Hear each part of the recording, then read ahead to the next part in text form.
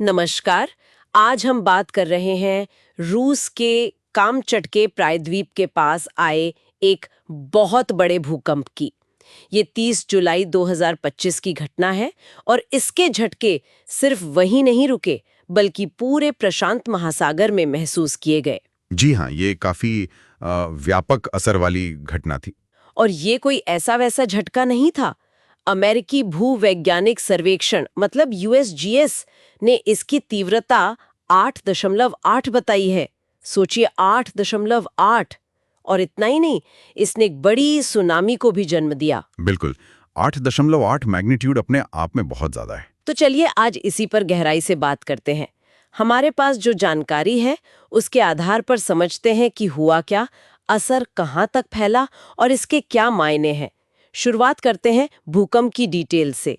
एक दिलचस्प बात यह है कि यूएसजीएस ने पहले तीव्रता 8.0 बताई थी, है ना? जी हाँ, शुरुआती आंकलन 8.0 था। पर बाद में इसे बढ़ाकर 8.8 कर दिया गया। हाँ, ये अक्सर होता है। जैसे जैसे दुनिया भर के सिस्मिक स्टेशन से डेटा आता है, वो कैलकुलेशन को रिफाइन करते हैं, तो तीव्रता बढ़कर 8.8 हो गई। और ये सतह के काफी करीब था, सिर्फ 19.3 किलोमीटर नीचे, पेट्रोपोव्लोव्स्क कमचात्स्की शहर से करीब 119 किलोमीटर दूर।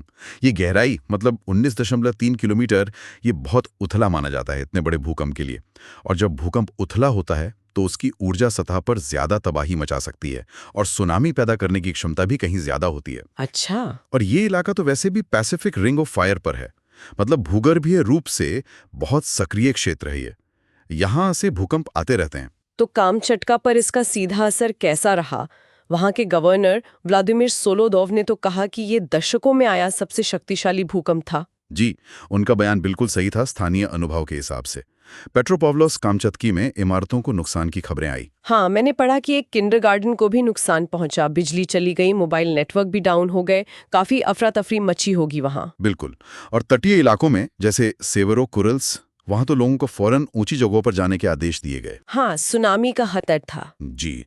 और खबरें हैं कि वहां बंदरगाह और मछली प्रोसेसिंग प्लांट में पानी भी घुस गया। कुछ मामूली चोटों की भी खबर है, पर गनीमत रही कि कोई गंभीर हादसा नहीं हुआ, कोई बड़ी जनहानि नहीं हुई। हाँ, ये राहत की बात है। ये जो स्थानीय असर हम देख रहे हैं, ये सीधे सीधे भूकंप की तीव्रता और उसके उथले केंद्र का नतीजा है। गवर्नर का बयान भी यही दिखाता है कि लोगों ने इसे कितनी गंभीरता से महसूस किया। हालांकि 8.8 के हिसाब से शायद ढांचागत नुकसान उतना नहीं हुआ जितना हो सकता था। ये वहां की बिल्डिंग कोड्स या जमीन की प्रकृति पर भी निर्भर करता है। और फिर आई सुनामी।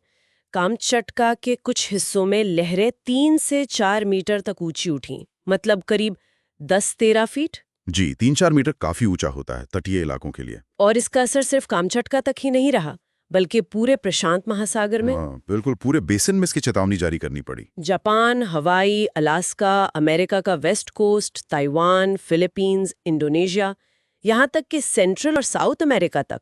जी, ये दिखाता है कि प्रशांत महासागर कितना जुड़ा हुआ है।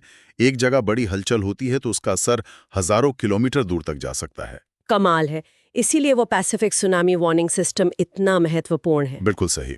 वो रियल टाइम में डेटा लेकर चेतावनी जारी करता है। जापान पर सबकी खास नजर थी। वहां की मौसम एजेंसी ने पहले सलाह दी, फिर उसे चेतावनी में बदल दिया। 3 मीटर तक की लहरों का अंदेशा था। हाँ, जापान तो 2011 की सुनामी झेल चुका है, इसलिए वहां बहुत ज्यादा सतर्कता थी। लेकिन असल में हुआ क्या? होक्काइडो जो उत्तरी द्वीप है, वहां करीब 30 सेंटीमीटर की लहरें ही पहुंची, मतलब 1 फुट के आसपास। जी। 3 मीटर की चेतावनी और पहुंची सिर्फ 30 सेंटीमीटर की लहरें। ये तो बहुत बड़ा फर्क है। हाँ, ये फर्क सुनामी की भविष्यवाणी की जटिलता को दिखाता है। देखिए, लहरों की ऊंचाई सिर्फ भूकंप की तीव्रता पर निर्भर नहीं करती। समुद्र के नीचे की जमीन कैसी है, भूकंप का फॉल्ट कैसे फटा, तटरेखा का आकार कैसा है, बहुत सी चीजें हैं जो असर डालती हैं। अच्छा। मॉडलिंग लगातार बेहतर हो रही है, पर 100% सटीकता लाना अभी भी मुश्किल है। इसीलिए सावधानी बरतना और चेतावनी को गंभीरता से लेना हमेशा जरूरी होता है। बेहतर है कि तैयारी ज्यादा हो, भले ही असर कम हो। सही कहा। तो अगर हम पूरी घटना को देखें तो ये फिर से हमें प्रशांत रिंग ऑफ फायर की याद दिलाता है। बिल्कुल, ये पृथ्वी का सबसे सक्रिय भूगर्भीय क्षेत्र है और इस भूकंप को 2011 के जापान भूकंप और सुनामी के बाद दुनिया के सबसे शक्तिशाली भूकंपों में गिना जा रहा है। बाप रे। यह हमें याद दिलाता है कि हमारी पृथ्वी लगातार बदल रही है। ये एक डायनामिक प्लैनेट है। तो संक्षेप में कहें तो कामचट्का में एक बहुत शक्तिशाली सतह के नज़दीक भूकंप आया। स्थानीय स्तर पर नुकसान हुआ और पूरे प्रशांत क्षेत्र में सुनामी का अलर्ट जारी करना पड़ा। जापान जैसे कुछ इलाकों में असर उम्मीद से कम रहा, लेकिन जो चेतावनी प्रणाली थी उसने अपना काम किया, लोगों को सतर्क किया। बिल्कुल सही। और मेरे ख्याल से ये घटना एक बहुत अहम सवाल भी उठाती है। क्या? हम जानते हैं कि रिंग ऑफ फायर सक्रिय है। हम जानते हैं कि ऐसे बड़े भूकंप और सुनामी भविष्य में भी आएंगे। ये सवाल नहीं है कि अगर आएंगे, सवाल है कि कब आएंगे। तो असली सवाल ये है कि भविष्य की ऐसी घटनाओं के लिए हमारी तैयारी कैसी है, न केवल स्थानीय स्तर पर बल्कि पूरे प्रशांत बेसिन में।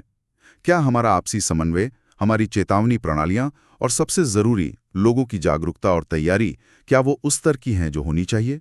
ये सोचने वाली बात है। जी, इस पर लगातार काम करने और सोचने की जरूरत है, क्योंकि तैयारी